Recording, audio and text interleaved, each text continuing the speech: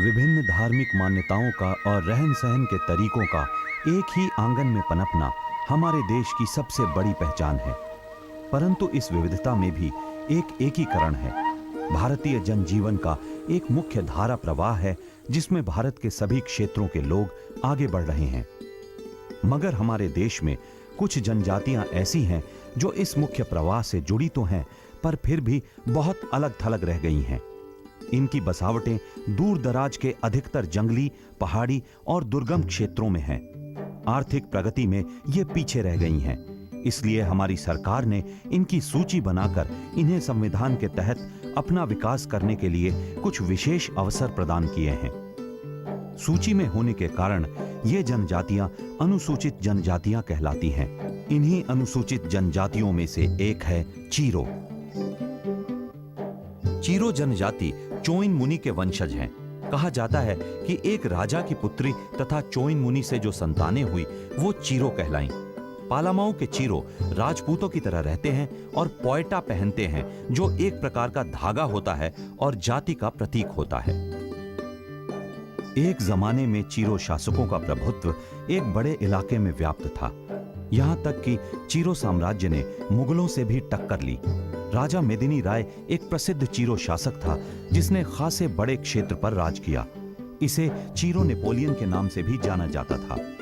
आज चीरो जाति हालांकि अपना अस्तित्व बनाए हुए है, परंतु गरीबी के कगार पर खड़ी है।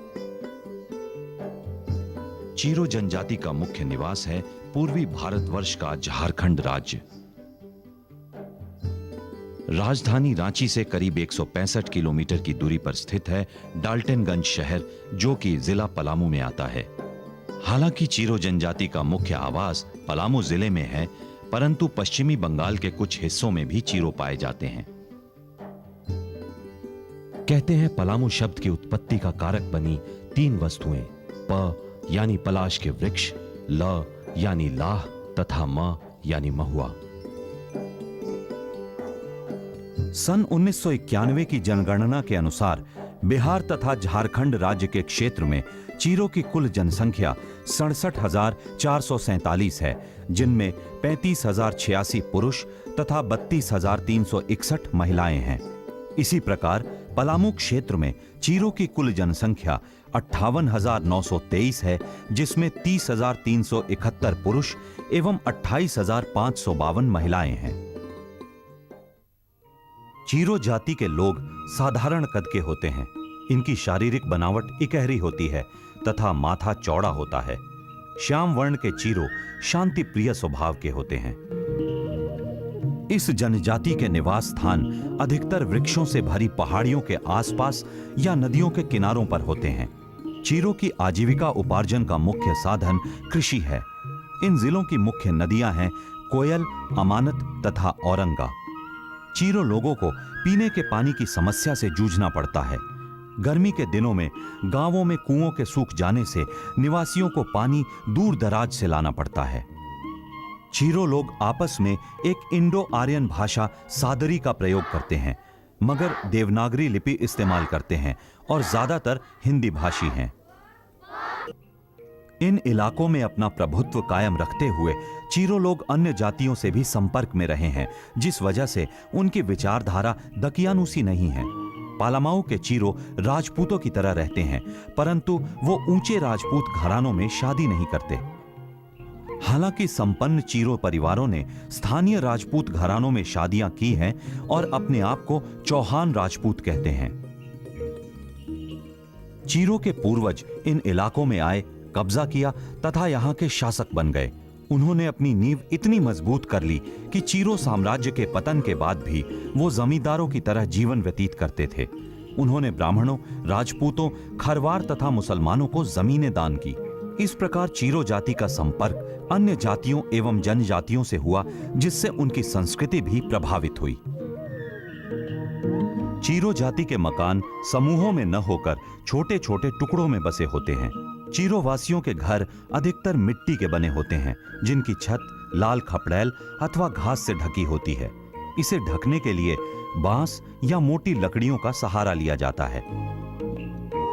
घरों में सामान रखने के लिए दीवारों में आला होता है। एक चीरो घर आमतौर पर एक चौरस आंगन के चारों तरफ कमरे, बरामदे और गलियारे बनाकर बनता है। इन अर्धपक्के मकानों की दीवारों तथा फर्श को साफ सुथरा रखने के लिए गोबर से लीपा जाता है। दूसरी जातियों की तरह ही चीरो लोग भी अंधविश्वासी होते हैं। घर बनाने से पहले वो निर्धारित जगह पर धान के 21 दाने रात भर छोड़ देते हैं। यदि रात को उन दानों पर चींटियां लग जाती हैं तो उस स्थान को अशुभ माना जाता है, यदि नहीं तो घर बनाने का काम शुरू कर दिया जाता है। निर्माण स्थल की पवित्रता की जानकारी के लिए ब्राह्मणों से भी सलाह ली जाती है। घर बन जाने पर रिश्तेदारों तथा मित्रों को दावत दी जाती है। चीरो लोग खाने के सभी बर्तन कुम्हारों से या सालाना लगने वाले मेले से खरीदते हैं। अधिकतर चीरो वासियों के पास मिट्टी के बर्तन ही होते हैं और केवल संपन्न परिवारों में ही धातु के बने बर्तनों का प्रयोग किया जाता है। खेती बाड़ी पर निर्भर रहने वाली चीरो जाति के घरों में कृषि में काम आने वाले उपकरण देखे जा सकते हैं, जिनमें हल, फर, हरीस, नाधा तथा हेंगा प्रमुख हैं। आधुनिकता से संपर्क रखने वाली इस जाति के पहनावे में पहले की अपेक्षा बदलाव देखा जा सकता है। अन्य जातियों के बच्चों की तुलना में चीरो जाति के 4 वर्ष से कम उम्र के बच्चे नंगे नहीं रहते। इन्हें कमीज तथा फ्रॉक के अलावा भोगई पहनाया जाता है। भोगई एक प्रकार की लुंगी होती है जो शरीर के निचले हिस्से में पहनी जाती है। 10 वर्ष की उम्र तक के लड़के अधिकतर कमीज और निकर पहनते हैं और लड़कियां फ्रॉक पहनती हैं। 4 से 7 वर्ष तक की लड़कियां शरीर के ऊपरी भाग में झूला और निचले भाग में भोगई पहनती हैं। महिलाएं 5 से 6 गज की साड़ी पहनती हैं। सर्दियों के मौसम में गरीब चीरो औरतें साड़ी को ही ऊपर से चादर की तरह ओढ़ भी लेती हैं। मर्द लोग गंजी और कमीज पहनते हैं। नीचे अधिकतर धोती पहनते हैं। सर्दियों में ऊपर से दोहर ओढ़ते हैं। आजकल अधिकतर मर्द चमड़े के जूते या लकड़ी के खड़ाऊ पहनते हैं। बाहरी दुनिया के संपर्क में रहने से चीरो महिलाएं साज श्रृंगार में काफी निपुण होती हैं। इनके श्रृंगार में गहनों की अहम भूमिका है। गले में पुराने सिक्कों का हार पहना जाता है जिसे भुल्दिया कहते हैं। गले में पहने जाने वाले आभूषणों में से हरसा भी एक है। कानों में झुमके पहनने का रिवाज है जिसे तोरकुला और कंढप्पा कहा जाता है।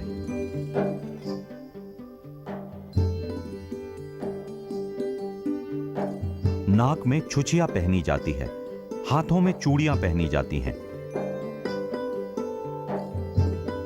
इसके अलावा कंगन भी पहने जाते हैं जिसे ककना कहते हैं। पैरों में पहने जाने वाले गहनों को पौयरी कहा जाता है। ये आभूषण शुभ अवसरों जैसे कि बच्चे के जन्म, शादी ब्याह तथा तीज त्योहारों पर पहने जाते हैं। श्रृंगार को बढ़ाने के लिए चीरो महिलाएं गोदना गुदवाती हैं। ये ज्यादातर हाथ, गले व सीने के बीच तथा घुटनों से नीचे किया जाता है। चीरो पुरुष भी अपने हाथों को गुदवाते हैं। कुछ चीरो लोग देवी देवताओं के नाम अथवा चित्र भी गुदवाते हैं। चावल तथा दाल इनके मुख्य भोजन हैं। चीरो लोग अपने भोजन में मांस का प्रयोग करते हैं। गर्मियों में सत्तू पिया जाता है। जहां तक नशीले पेय पदार्थों का सवाल है, पहले के चीरो लोग चावल से बनने वाली इल्ली और हनरिया का काफी प्रयोग करते थे, पर अब ज्यादातर चीरो महुआ का इस्तेमाल करते हैं। मुंडा, खरवार और कोरवा जातियों के विपरीत चीरो जाति में नृत्य का प्रचलन नहीं है। जहां तक गायन का सवाल है, ये चीरो में बहुत प्रसिद्ध है। जन्म, विवाह तथा त्योहारों में गीत गाए जाते हैं। कीर्तन भी आयोजित होता है। ये लोग हर रोज दिन ढलने के बाद गीत गाते हैं। इनके गीतों में हिंदू धर्म का प्रभाव है तथा हिंदू देवी देवताओं के नाम इनके भजन कीर्तन में सुने जा सकते हैं।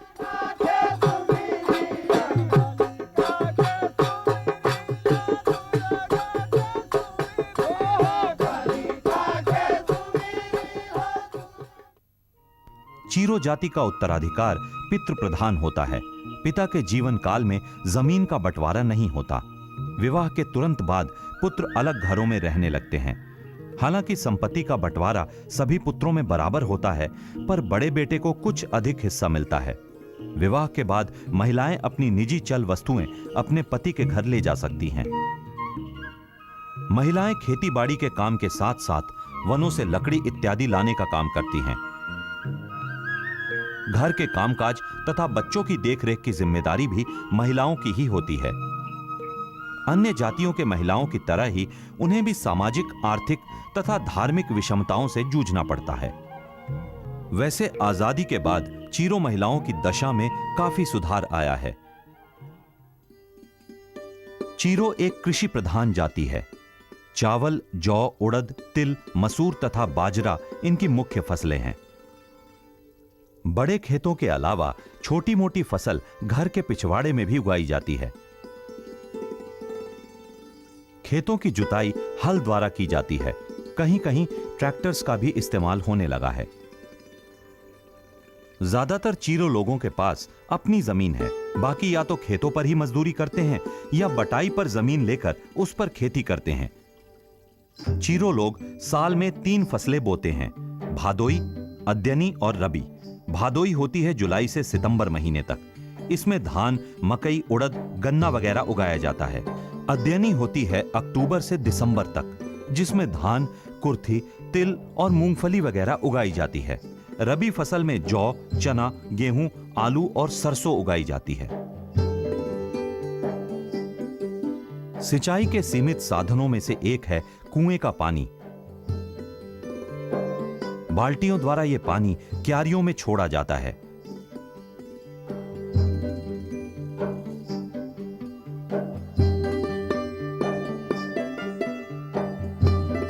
कहीं कहीं सिंचाई के आधुनिक साधन जैसे कि ट्यूबवेल्स का भी प्रयोग होता है।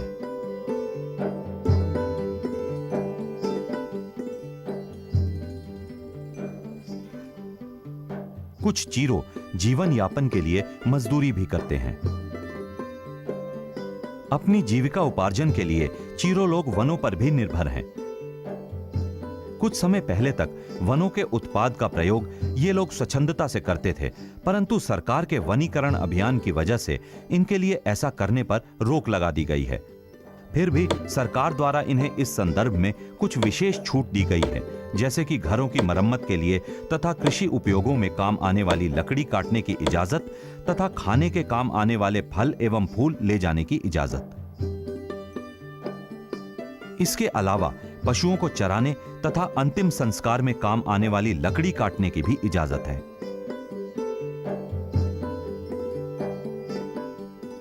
शिकार की प्रथा चीरो जाति के लिए मनोरंजन का साधन रहा है। पहले ये लोग तीर धनुष रखा करते थे। चिड़ियों के शिकार में गुलेल का प्रयोग किया जाता रहा है। चिड़ियों तथा जंगली फाख्ता पकड़ने के लिए ये लोग सुहाबान तथा जाल का इस्तेमाल करते हैं। गाय, भैंस तथा बकरी इनके पालतू जानवर होते हैं। इन मवेशियों का पालन मुख्य रूप से दुग्ध प्राप्ति के लिए होता है।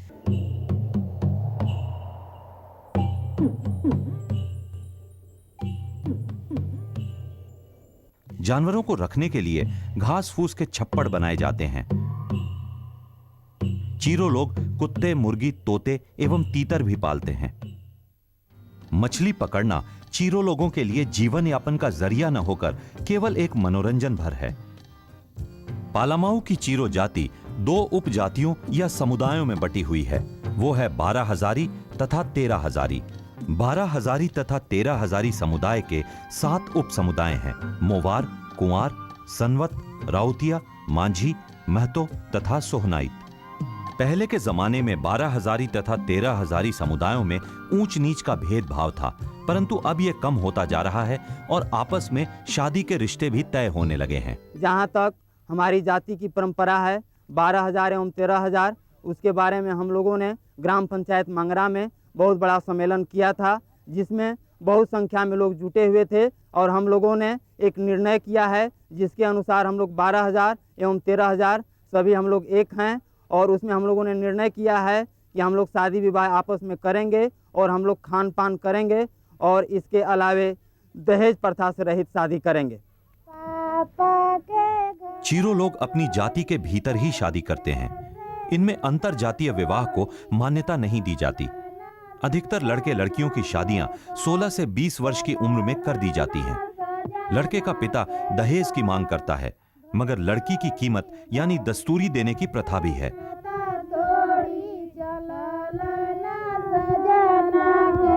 एक से अधिक शादियां करने का भी रिवाज है।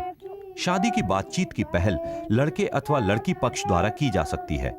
यदि लड़का अमीर है तो उसे तिलक मिलता है, परंतु यदि लड़के के पास कोई रिश्ता नहीं आता है तो इस पक्ष को रिश्ते की बातचीत आरंभ करके दस्तूरी देनी होती है। बीमारियों के इलाज के लिए शहरी सुविधाएं न होने की वजह से गांव वाले काम चलाऊ डॉक्टरों पर ही निर्भर हैं। चीरो जाति के लोग परंपरागत और आधुनिक दोनों ही तरह के इलाजों का प्रयोग करते हैं।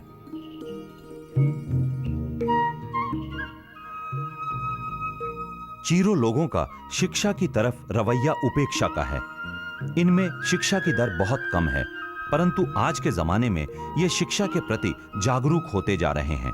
सरकार द्वारा शिक्षा संस्थान जैसे कि स्कूल इत्यादि मुहैया कराए जाने से इन गांवों में शिक्षा का प्रसार होता जा रहा है।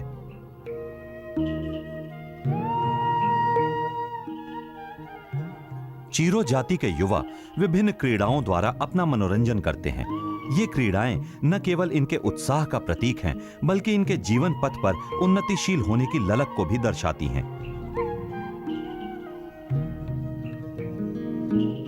पारंपरिक खिलौने बच्चों में बहुत प्रचलित हैं।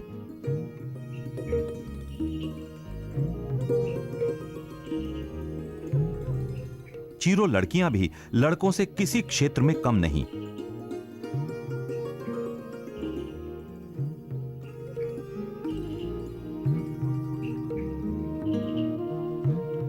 गांव के बच्चे खेल कूद में बढ़ चढ़कर हिस्सा लेते हैं। खेले जाने वाले पारंपरिक खेलों में कबड्डी बहुत प्रचलित है।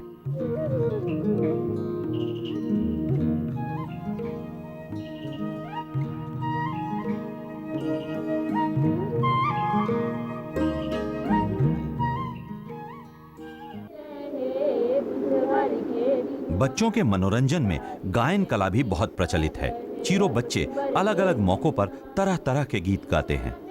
चीरो गांवों में 3 पवित्र स्थान होते हैं: गौहल स्थान, देवी धाम और घरों में पूजा का कमरा।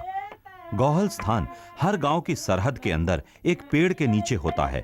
यहां देव रक्सेल, उनकी पत्नी रक्सेलिन और दरहा का निवास माना जाता है। ये देव पत्थरों के रूप में विराजमान रहते हैं। इन देवों का गांव के सभी लोग पूजन अर्चन करते हैं।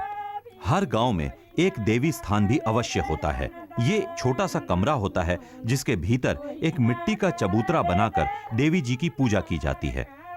अधिकतर चीरो गांवों में शिव तथा पार्वती की आराधना होती है। इन देवताओं को मूर्ति के बजाय पत्थरों के रूप में पूजा जाता है। चीरो लोगों के त्योहार हिंदू और आदिवासी प्रथाओं का धर्म और जादू टोना का मिला जुला रूप है। चीरो लोग चैती छठ और रामनवमी मार्च अप्रैल के महीने में मनाते हैं। सरहू पूजा बैसाख के महीने में करते हैं। ये पूजा जब तक नहीं हो जाती, खेतों की गुड़ाई और बुवाई शुरू नहीं की जाती। हरियारी पूजा आषाढ़ यानी जून जुलाई में की जाती है। सावन में सावनी पूजा होती है। ये पूजा अच्छी बारिश और अच्छी फसल के लिए की जाती है। भादो यानी अगस्त सितंबर में कर्मा पूजा होती है।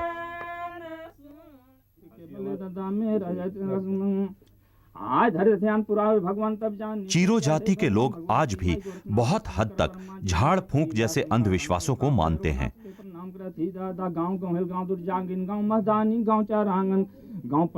अपने तकलीफों से मुक्ति पाने के लिए ये गांव के ओझा का सहारा लेते हैं। ओझा इनके घरों में जाकर पूजा करता है। कई बार जानवरों की बलि भी दी जाती है।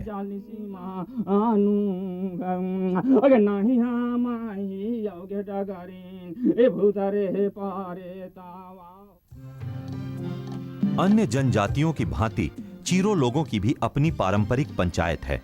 इसे भैयारी पंचायत कहा जाता है। इस पंचायत का मुख्य काम ये देखना है कि कोई व्यक्ति परंपरागत कानूनों को न तोड़े और देवी देवताओं की समय से सेवा पूजा होती रहे। भैयारी पंचायत के कार्यकारी होते हैं सभापति, चारीदार और पंच लोग। ये पंचायत सुनिश्चित करती है कि गांव में कानून व्यवस्था एवं पारस्परिक सद्भाव बना रहे। लोगों के उत्थान कार्यों में भैयारी पंचायत की अहम भूमिका रहती है। 18 वर्ष से ऊपर का हर बालिग ग्राम सभा का सदस्य होता है। प्रत्येक चीरो निवासी इस सभा में बढ़ चढ़कर हिस्सा लेता है। इसमें महिलाओं की भी अच्छी खासी भागीदारी होती है।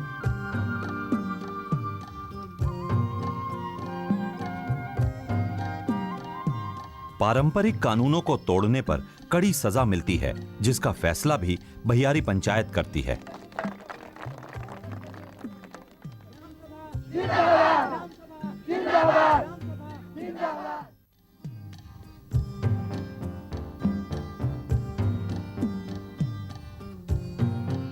चीरो जाति अपने आप को आधुनिकता के दौर में ढालती जा रही है, जिस वजह से इनकी जीवन शैली में उन्नति व बदलाव आया है।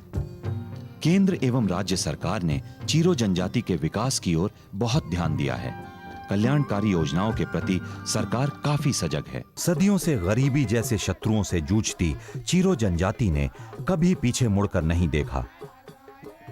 राजा मिदिनी राय के ये वंशज असीम उत्साह के साथ उन्नति पथ पर अग्रसर हैं तथा दुनिया के साथ कंधे से कंधा मिलाकर चलने को आतुर हैं।